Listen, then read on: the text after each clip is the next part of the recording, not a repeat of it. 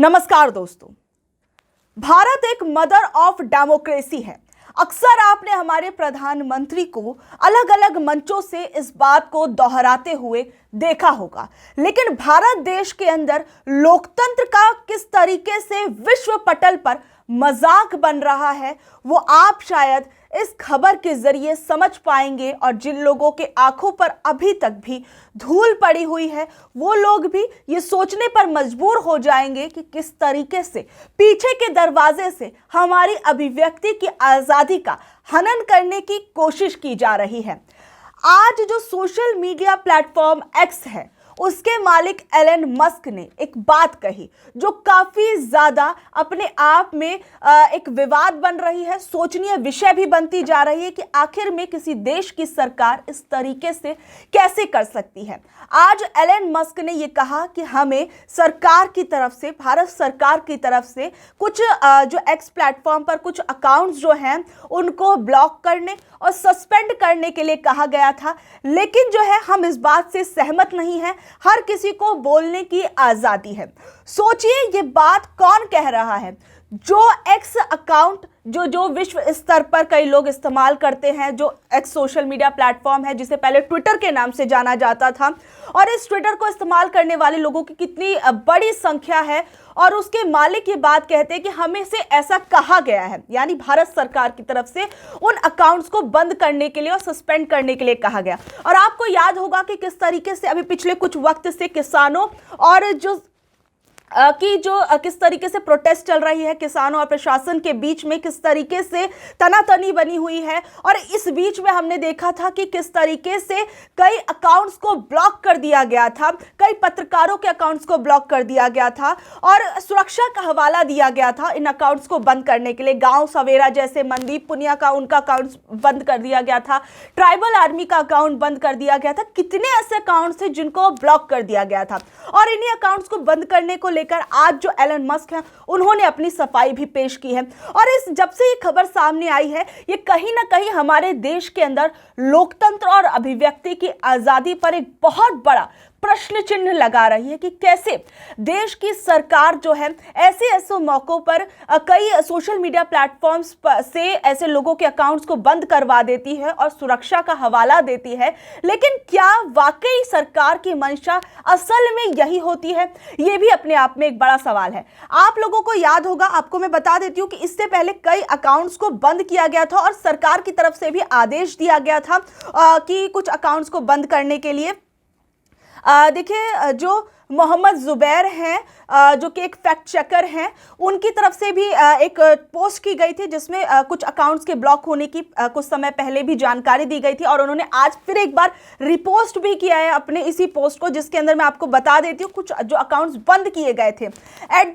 @पंजाब जो है वो अकाउंट बंद कर दिया गया था, गाँव सवेरा का अकाउंट बंद कर दिया गया था जो मैं आपको बता चुकी हूँ, और मनदीप पुनिया का अकाउंट बंद कर दिया गया था। साथ ही साथ में जो ट्रैक्टर टू ट्विटर एक अकाउंट नाम था वो बंद कर दिया गया। ट्राइबल और आर्मी नाम का एक अकाउंट था उसे बंद कर दिया गया। @रतन 1990 जो है उनका अकाउंट बंद कर दिया गया। हंसराज मीना का अकाउंट जो है वो बंद कर दिया गया, और जो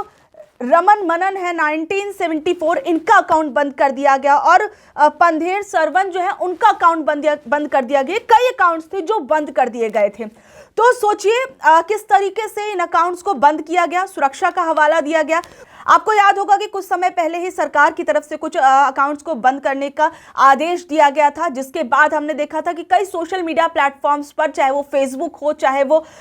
एक्स प्लेटफॉर्म हो, चाहे वो इंस्टाग्राम, कई अकाउंट्स को पर जो कई सोशल मीडिया यूजर्स थे उनके अकाउंट्स को बंद कर दिया गया था। उस वक्त भी एक खबर आई थी कि इलेक्ट्रॉनिक और सूचना प्रौद्योगिकी मंत्रालय ने गृह मंत्रालय के अनुरोध पर IT एक्ट की धारा 69A के तहत 14 और 19 फरवरी को ये आदेश जारी किया था कि कानून व्यवस्था को बनाए रखने के लिए गृह मंत्रालय के अनुरोध पर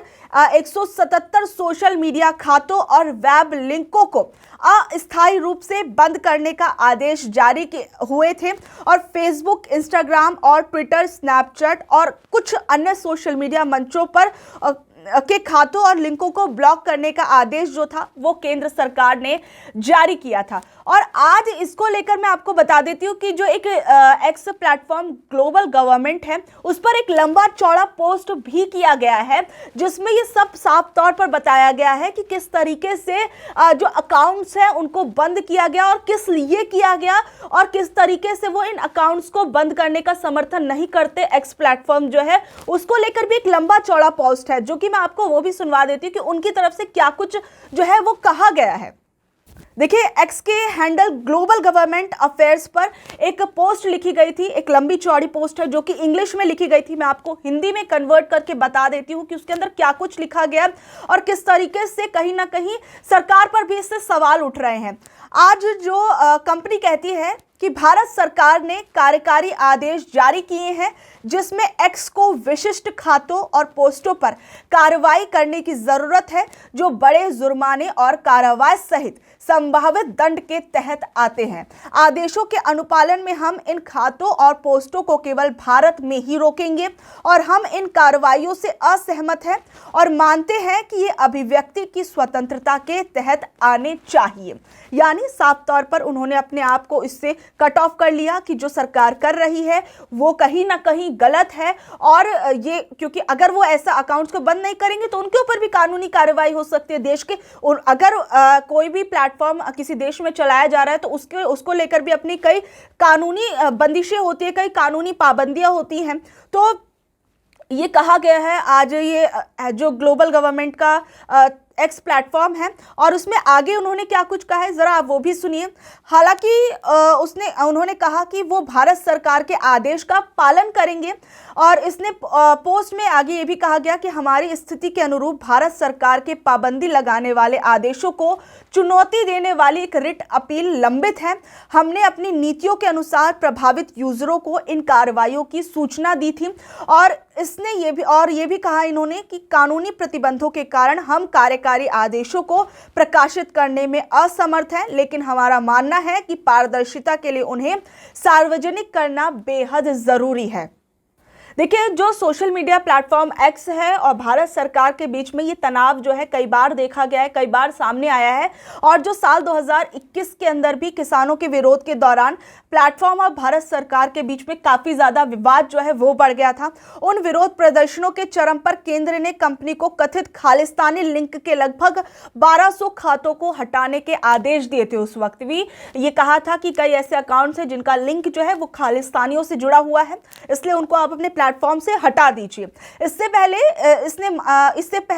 इसने मंच से 250 से ज्यादा खातों को हटाने के लिए कहा था, जिसमें विरोध प्रदर्शन पर रिपोर्टिंग करने वाले पत्रकार भी शामिल थे। यानी देखिए, पहले भी ये चीजें की गई और इस बार भी कई जो मनदीप पुनिया जैसे कई पत्रकार जो थे ग्राउंड रिपोर्ट कर रहे थे, कई अच्छी रिपोर्ट्स जो है रियलिटी दिखाने की कोशिश कर रहे थे वहां पर जो भी चीजें चल रही थी, और उन रिपोर्ट्स